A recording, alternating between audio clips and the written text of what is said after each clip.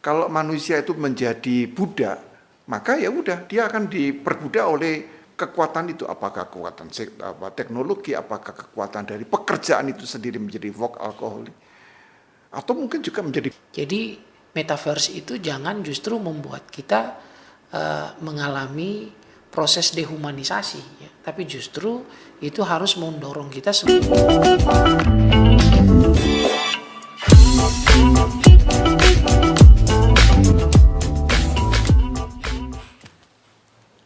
Halo, berjumpa lagi bersama saya Aldo Edisira dan ditemani oleh rekan saya Karissa Andrea di dalam channel YouTube Law Talk Fakultas Hukum Universitas Kristen Maranatha.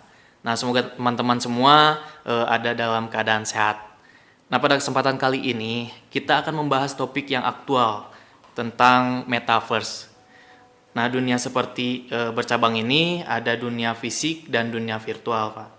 Nah, dan saat ini banyak aktivitas itu mulai beralih dari format pertemuan fisik, menjadi format pertemuan online. Sejauh ini rapat, perkuliahan, wisuda itu sudah dilaksanakan dalam format pertemuan online melalui platform online meeting.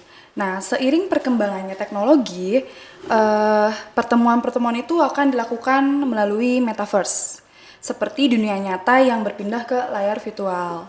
Metaverse ini suatu teknologi augmented reality yang memungkinkan individu untuk berinteraksi dengan individu lainnya secara virtual, di mana metaverse itu kerap diartikan sebagai simulasi dunia yang nyata manusia yang diimplementasikan di dunia maya atau internet.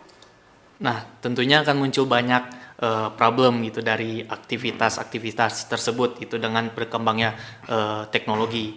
Nah, salah satunya problem-problem yang berkenaan dengan aspek etika nih, Pak.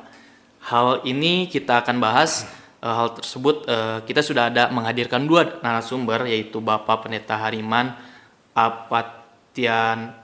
Patianakota dan Bapak Yohanes Bambang MTH. Betul. Jadi hari ini kita akan bahas dari segi filosofis tentang perkembangan metaverse ini. Tentunya ada pandangan-pandangan teologis juga yang akan disampaikan oleh bapak-bapak narasumber kita. Baik, kita mulai saja obrolannya. Sebelum kita masuk ke pembahasan tentang metaverse ini, kita akan coba membahas hakikat manusia. Di mana masyarakat itu kan sering mendengar bahwa manusia itu adalah makhluk individu dan makhluk sosial. Apakah hakikat manusia hanya dapat digambarkan dengan istilah makhluk individu dan makhluk sosial saja, atau ada sisi lain dari hakikat kemanusiaan yang harus kita ketahui? Nah, pandangan Bapak Hariman dan Bapak Yohanes seperti apa? Boleh dimulai dari Bapak Yohanes. Ya. Jadi tentunya manusia adalah makhluk yang individual dan sosial. Tetapi sebenarnya di balik yang individual dan sosial itu, manusia adalah juga makhluk yang religius. Ya. Bahkan di dalam religiusitas itu ada satu istilah khusus, yaitu manusia sebagai makhluk yang transendental. Ya, transenden. Ya. Jadi sesuatu yang melampaui kediriannya. Nah, karena itu sebagai makhluk yang transendental, yang religius itu, maka manusia senantiasa berkaitan dengan apa yang disebut dengan nilai, ya, values. Jadi values inilah yang mewarnai relasi yang individual dan relasi yang sosial, gitu. Nah, religius berarti bukan hanya ya antar manusia yang horizontal, tetapi utamanya manusia juga punya relasi dengan Tuhan. Nah, itu yang saya sebut dengan makhluk yang transendental, ya, atau makhluk yang sangat religius, ya. Bahkan mungkin saya tidak terlalu suka dengan kata religius, karena religius dikaitkan dengan agama. Jadi saya lebih suka manusia adalah makhluk yang spiritual. Ya, jadi transendental lebih dekat dengan kata spiritual, bukan sekadar religius. Seperti itu jawaban saya. Ya, baik. Berarti dari jawaban Bapak bukan sekedar hanya religius saja ya, Pak ya? Iya, ya. betul. Kemudian kalau dari pandangan Bapak Hariman, seperti apa?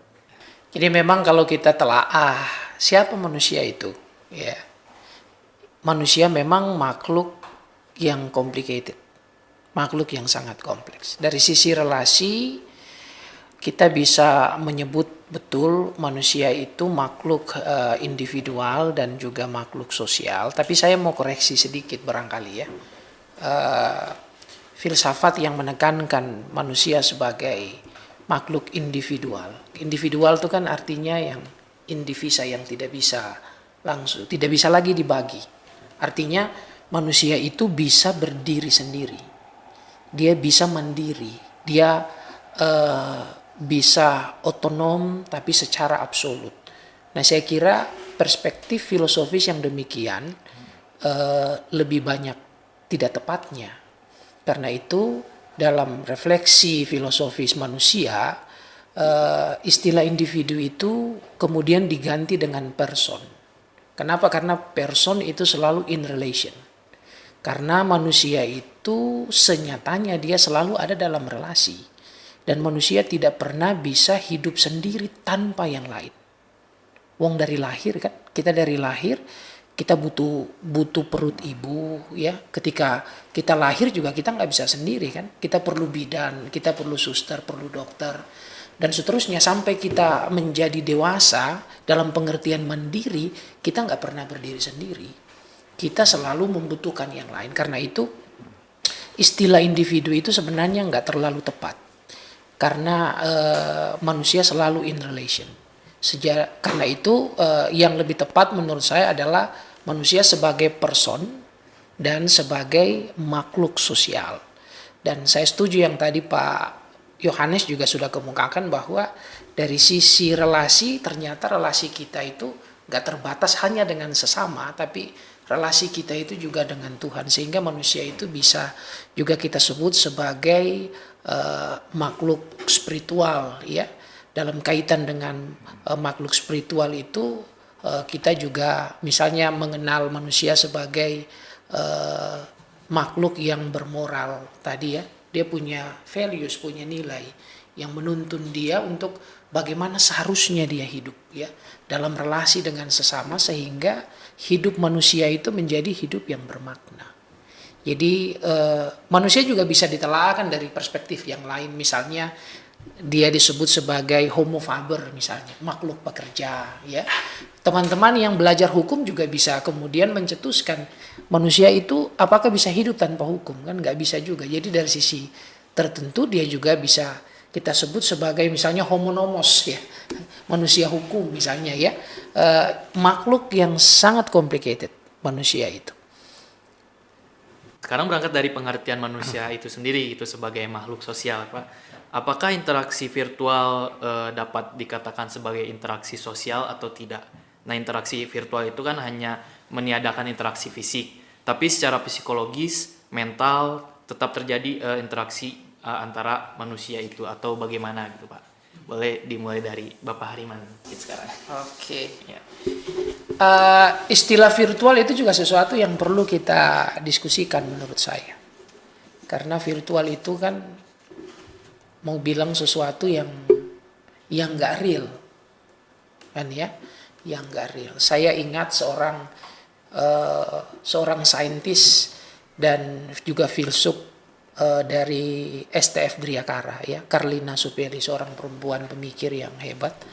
Jauh sebelum isu ini muncul, dia pernah menulis tentang ruang publik virtual dan di situ dia katakan soal virtualitas seperti ini. Itu ruang kemayaan yang nyata, tapi sekaligus juga kenyataan yang maya, ya. Karena jadi ini kemayaan yang nyata, tapi juga kemayaan yang nyata dan kenyataan yang maya. Ya, ini dua hal yang kita nggak bisa pisahkan. Artinya realitas virtual itu real, ya. Itu kenyataan yang hari ini kita hadapi, konsekuensi dari kemajuan ilmu pengetahuan dan teknologi, khususnya teknologi informasi ya. Itu menurut saya satu ruang yang nyata ya. Mungkin istilah digital lebih mewakili ya daripada istilah virtual. Jadi karena menurut saya yang kita sebut virtual itu real hari ini. Itu sesuatu yang nyata, yang kita alami ya. Sehingga waktu kita misalnya ikut Zoom meeting kan kita juga bisa merasa gembira, merasa senang ya. Iya, Nyata betul. itu bukan sesuatu yang maya lagi, tapi kemayaan yang nyata. Kalau saya pakai istilah Kardinal Supeli ya, kemayaan yang nyata dan kenyataan yang maya. Ya, mungkin digital itu lebih pas ya daripada virtual. Oke, baik. Menurut pandangan Bapak. Ya, jadi kita kalau bicara masalah istilah itu sebenarnya kita harus melihat bahwa ada konsekuensi logis di dalam perkembangan manusia. Jadi pertama, perkembangan manusia adalah secara oral ya. Ada oral tradition, lalu kemudian ada tingkat yang berikutnya writing ya. Lalu pada tingkat berikutnya printing ya, dicetak gitu ya. Tapi sekarang itu masuk era yang disebut dengan broadcasting. Broadcast. Ya. Iya. Jadi disiarkan Nah, broadcasting ini salah satunya adalah medianya virtual gitu ya. Jadi ini tahap-tahap logis gitu. Jadi kita tidak bisa membalik gitu ya. Tapi tentunya tetap dalam hidup sehari-hari oral ya tetap dibutuhkan ya, writing tetap dibutuhkan ya kan, printing juga dibutuhkan. Walaupun ada sesuatu yang virtual, kita juga kalau saya lebih suka membaca buku yang bentuknya fisik daripada bentuk yang pakai PDF misalnya seperti itu kan. Betul. Nah contohnya. Jadi tidak meniadakan, tapi juga tidak bisa kembali. Jadi kita harus utuh melihatnya. Nah sekarang adalah pada era broadcasting. Nah, broadcasting ini adalah satu media yang mau tidak mau sekarang melekat dengan kedirian kita. Karena kita kan tidak bisa sekarang lepas ini ya dengan alat-alat ini. Begitu tidak ada wifi, kita semuanya kebingungan itu kan. Iya. Nah, hanya tadi yang dikatakan oleh Pak Hariman itu adalah virtual itu mungkin lebih baik dengan kata apa tadi, digital ya. Nah, bolehlah istilah digital dipakai yang untuk menegaskan bahwa broadcastingnya pakai digital gitu kan. Nah, yang kedua adalah sebenarnya yang terpenting adalah kontennya apa, benefitnya apa. Karena tidak yang broadcasting itu selalu baik. Ya. Kita membroadcast apa, kontennya apa, lalu dampaknya apa. Jadi karena itu yang harus dilakukan dalam era broadcasting adalah memanage bukan hanya tentang efektivitasnya tetapi kualitas dari kontennya. Lalu juga mulai mengukur dampaknya apa gitu. Nah, jadi contohnya adalah salah satu media ini sekarang ya. Iya. Ya podcast ini gitu kan.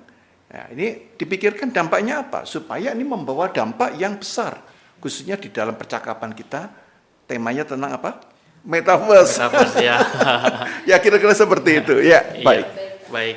Jadi kalau menurut pandangan Bapak Yohanes sama Bapak Hariman ini, apakah manusia sebagai makhluk yang berinteraksi dengan sesamanya akan menerapkan cara interaksi yang sama dengan ketika mereka interaksi secara fisik atau langsung gitu? Karena di dunia metaverse ini sosok manusia kan digantikan oleh avatar atau sosok virtual yang merepresentasikan dirinya gitu. Boleh dari Bapak Yohanes. Jadi avatar ya, memang itu akan muncul avatar ya. Jadi saya akan punya avatar ya. Iya, betul, Pak. Teman-teman juga ada avatarnya masing-masing gitu kan.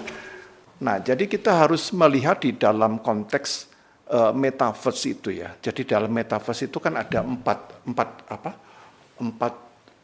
dasar. Apa Anda menyadari ada empat itu ada metaverse ada empat. Satu yang disebut dengan augmented reality, yang kedua adalah virtual reality, lalu yang ketiga adalah live logging, ya, live logging. Yang keempat adalah mirror world, ya. Jadi augmented reality itu menekankan kepada yang nyata. Jadi objek maya dipindahkan ke nyata, itu augmented reality. Tapi kalau virtual reality, objek nyata dijadikan ke dunia maya. Live logging itu berarti metaverse itu akan melakukan perekaman, mendokumentasikan kegiatan saya setiap saat. Sebenarnya kita juga melakukan live logging. Misalnya apa? Ini ya, saya jalan kaki, saya pakai handphone. Berapa step saya hari ini? oh sudah 10.000 misalnya. Lalu ini juga pakai alat ini, detak jantung saya berapa? Gitu ya. Jadi pakai alat ini. Lalu yang keempat adalah mirror world ya. Jadi mirror itu cermin ya, dunia cermin. Jadi metaverse itu membuat duplikasi dunia. Ada dunia real time, lalu ada yang sesuatu yang kembarannya, yaitu digital. Nah, 4 ini digabung, itu yang disebut dengan metaverse. Itu yang luar biasanya di situ. Yang kita kenal selama ini augmented reality kan saya sebutkan dari maya, objek maya ke nyata.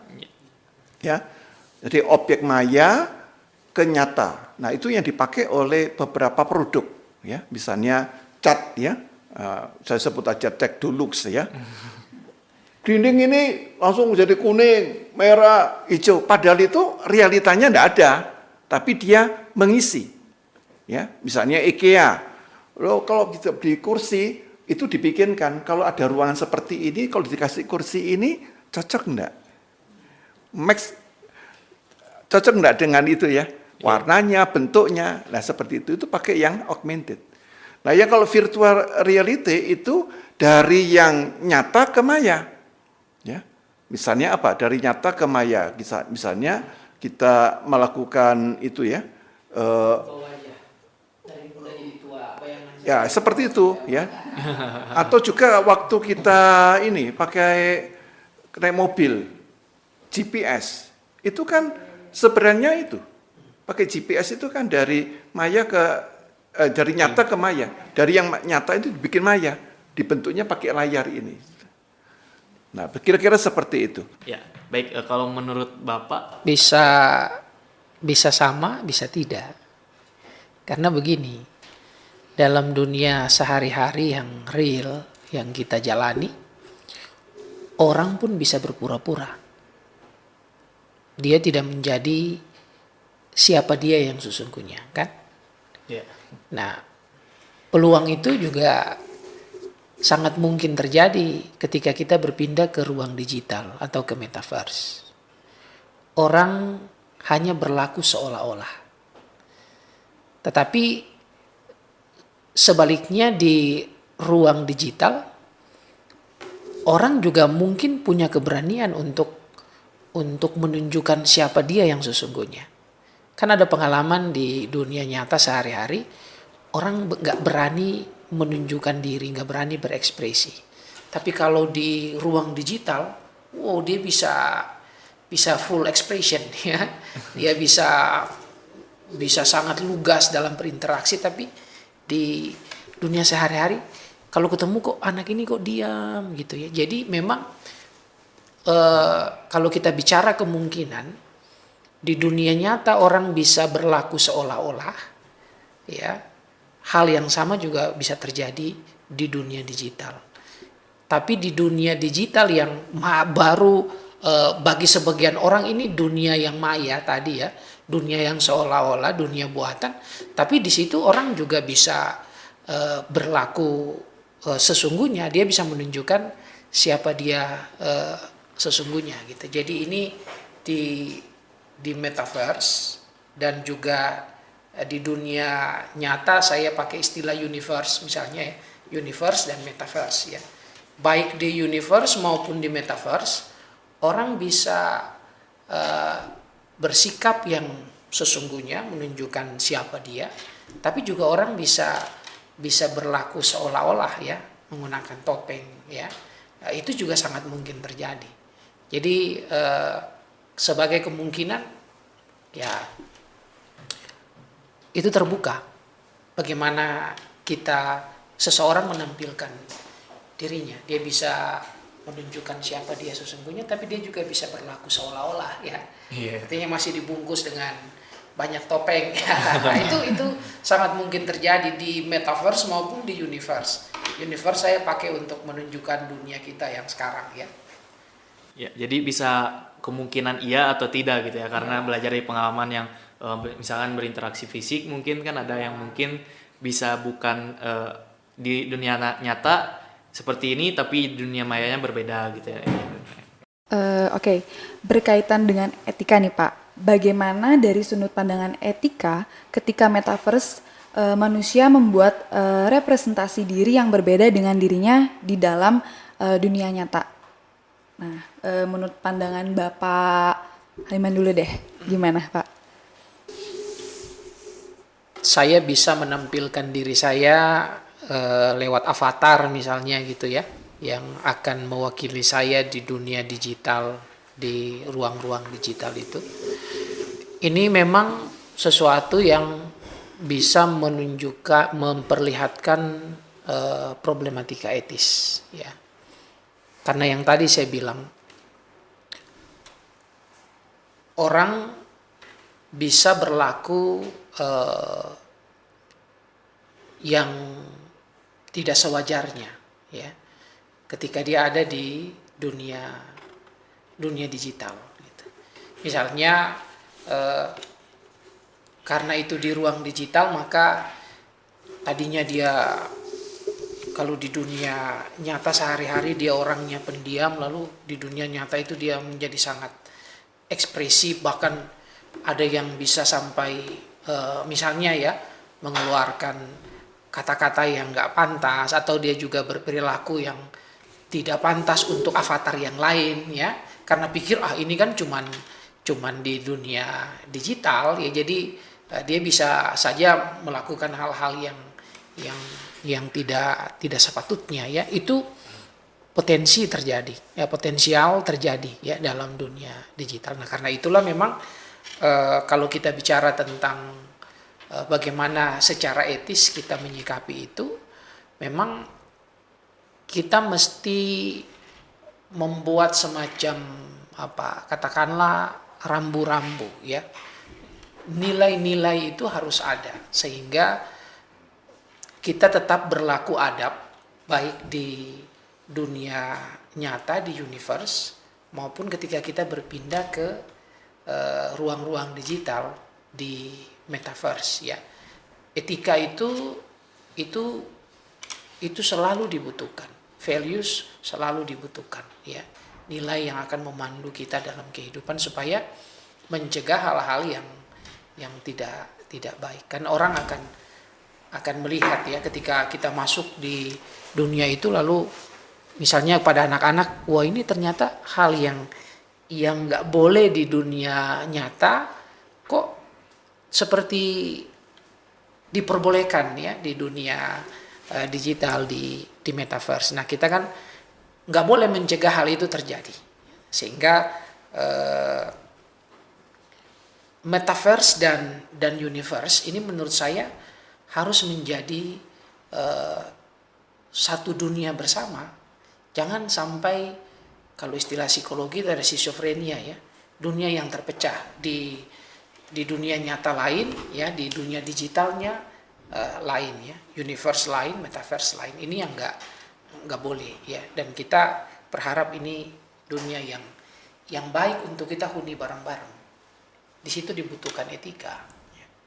Jadi tetap ya Pak, walaupun mau di dunia nyata, walaupun di dunia metaverse, itu etika tuh tetap harus ada Ya. gitu. Baik, menurut Bapak Yohanes seperti Ya. apa? Jadi metaverse itu sebenarnya adalah semesta yang lain. Jadi ada metaverse, ada universe. Ya. Jadi kita hidup di dalam dua alam gitu. Nah, justru di sini poin yang penting, kalau ditanyakan dari sudut etika ya, maka untuk mengukur manusia itu justru di sini efektif. Jadi kalau mau mengukur manusia yang sesungguhnya itu adalah lihatlah atau temukan dia di saat orang tidak melihat. Itu namanya apa? Integrity. Jadi integritas itu akan kelihatan bukan pada waktu dilihat oleh banyak orang seperti ini. Kalau di banyak orang ini cenderungnya manusia itu akan sopan, akan menunjukkan sesuatu yang bagus, yang mulia gitu kan. Tapi lihatlah dalam hidupnya sehari-hari. Ketika tidak ada orang yang melihat, maka itulah aslinya dia.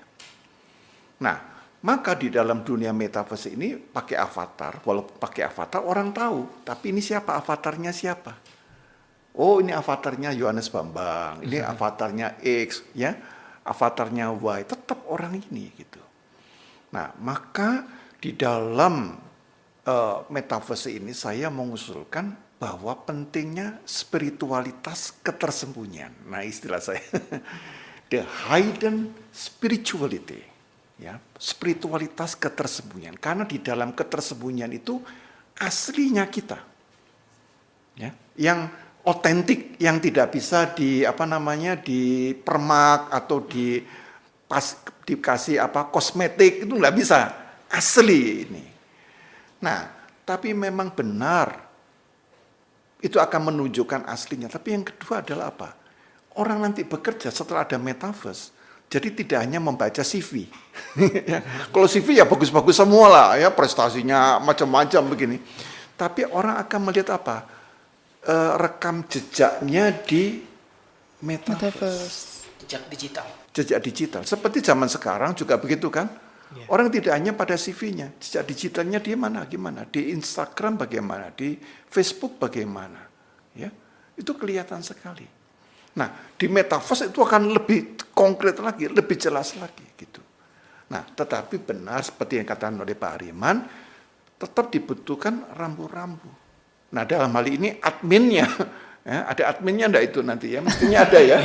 Harusnya adminnya ada, Pak. Fakultas Hukum dalam metaverse ada. Jadi ketika sesuatu yang tidak etis, dia akan langsung bukan hanya diblok, orangnya ini harus diberi teguran, kalau berat ya harus diberi sanksi. Jadi sanksinya sama seperti kalau kita melakukan pelanggaran di depan publik, gitu. Dengan demikian maka metaverse ini tetap menjadi satu alam yang diharapkan semakin beradab dan manusiawi. Jadi kalau saya melihatnya ada segi positifnya di sana, karena akan tidak bisa menutupi yang tadi yang tidak dilihat orang ya. Iya. Ya tadi saya menyebutnya the hidden spirituality. Kira-kira seperti itu. Iya. Baik, kalau misalkan menurut bapak yang sudah dijelaskan, mungkin kan di dalam metaverse sendiri perlu ada rambu-rambu untuk mengaturnya gitu ya. Nah di sini ada kalimat-kalimat hukum gitu yang di mana ada masyarakat, di situ ada hukum, Pak. Nah jika masyarakat berpindah ke dunia virtual, menurut pandangan Bapak, aturan-aturan apa saja yang harus ada di sana sehingga interaksi antar manusia bisa berlangsung secara kondusif? Mungkin bisa dimulai dari Bapak Yohanes. Kalau aturan nanti banyak ya, Yeah. tapi saya memulai dari sesuatu yang paling dasar, yaitu hukum kencana, atau kita kenal namanya the golden rule. Ya. Segala sesuatu yang kamu kehendaki orang lain ingin diperlakukan, lakukanlah. Jadi kalau kita ingin dihormati, dihargai, maka kita harus membuat satu rule kepada diri kita untuk menghormati orang lain. Kita ingin didengarkan ya oleh orang lain, maka kamu juga harus belajar mendengarkan. Maka the golden rule itu menjadi dasar yang paling basic di dalam penerapan hukum di dalam konteks metaverse. Metaverse. Kalau hukum-hukumnya nanti banyak, terlalu rumit ya. Iya, karena Tapi mulai dari yang dasar dulu. Kamu tidak ingin dilukai, jangan melukai. Kamu tidak mau dihina, jangan menghina. Nah, jadi maka di sini ada satu kata penting yaitu komitmen. Jadi golden rule itu hanya menjadi sekedar rule, tidak menjadi sesuatu tatanan karena tidak ada komitmen. Ya. Nah, komitmen itu lahir kalau ada apa? Integrity. Nah, integrity lahir dari apa? Dari spiritualitas. Nah, spiritualitas itu kuat kalau ada apa? Ada faith. Ada iman. Jadi ini ada sebuah pertalian yang sangat penting ya, sehingga benar-benar di dalam metaverse itu saya menunjukkan tadi Pak Hariman bilang keadaban. Sesuatu yang beradab tapi juga manusiawi. Kita menjadi lebih human dengan media itu ya. Nah, saya kira melihatnya demikian. Terima kasih. baik, berarti perlu yang paling penting adabnya itu ya Pak ya kalau misalkan iya. Kalau misalnya dari Bapak Hariman? Iya. Jadi hukum moral yang tadi Pak Yohanes sudah sampaikan ya, di dalamnya ada golden rule dan itu bersumber dari values, dari faith kita, itu Itu menurut saya setuju itu menjadi hukum dasar, ya.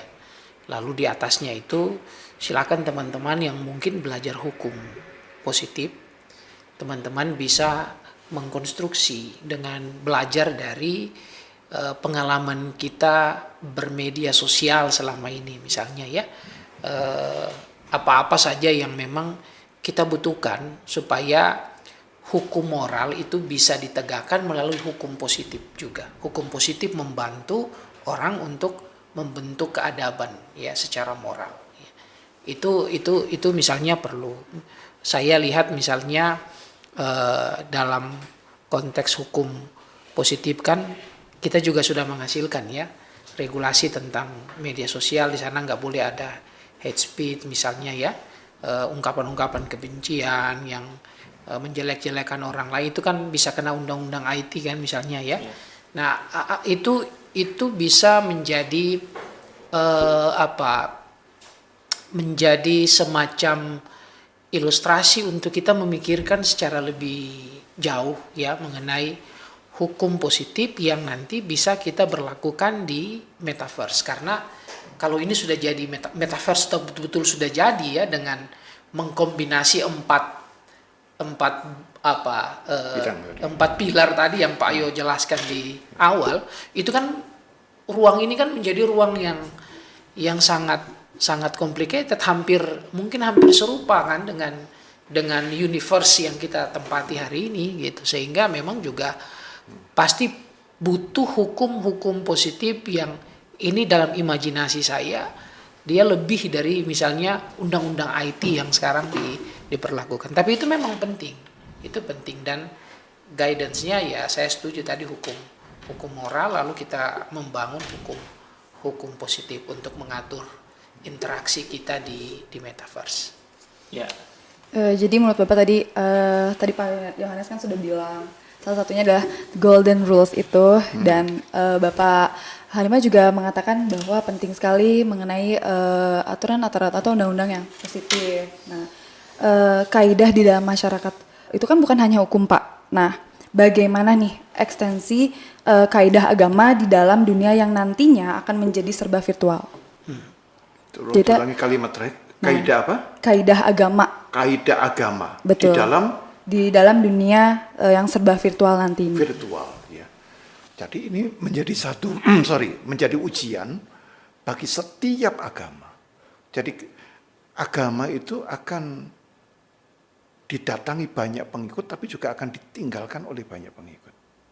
Kalau agama tidak mampu menampilkan hakikatnya, yaitu bersumber kepada Allah yang adalah kasih.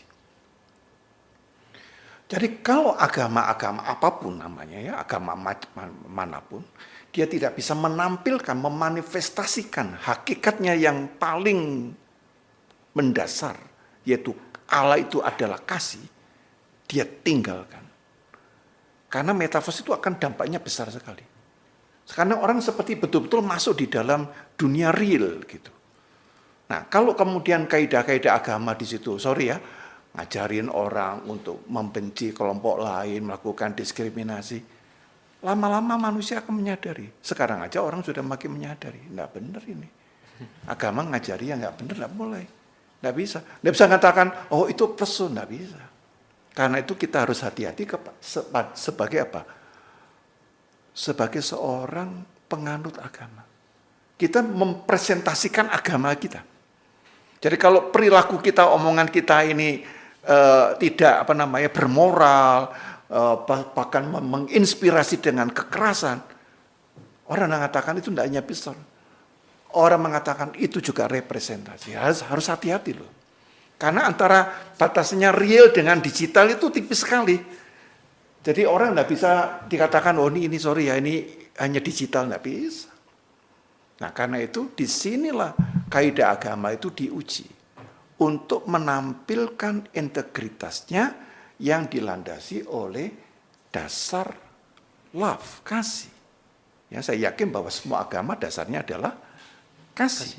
Dan tidak boleh dalam metaverse permusuhan. Nanti avatarnya diajak perang, diajak bertengkar, rame itu ya, nanti kroyok-kroyokan, gimana itu? Ngeri kan ya? Nah, seperti itu nggak boleh. Nah, justru diajarkan bagaimana di dalam metaverse ini orang bisa berinteraksi agama A dengan B ada C dan hidup rukun, lalu saling berbagi.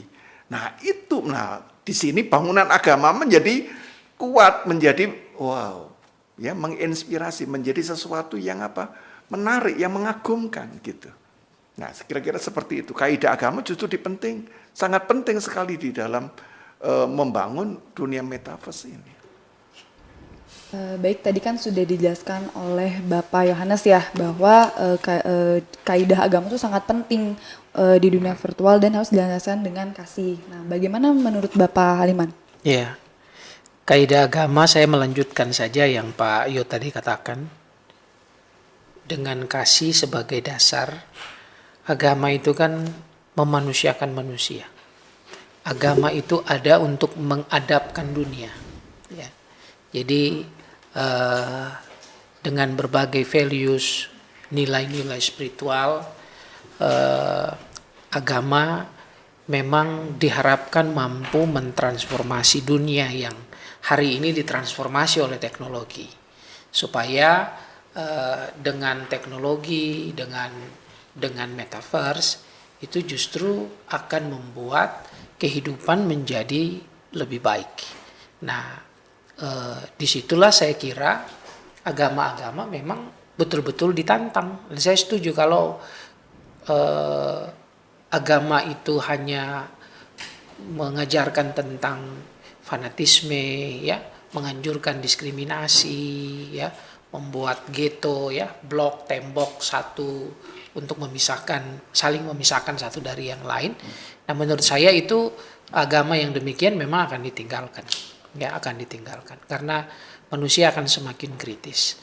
Nah, disinilah saya kira spirit agama untuk mempersatukan, untuk mengadapkan dunia, memanusiakan manusia, ini menjadi sangat penting dan dari situ kita mengambil values dan values itu kita jiwai, kita anjurkan untuk memang itu dihidupi oleh manusia, baik di metaverse maupun di universe. Ya, itu yang saya kira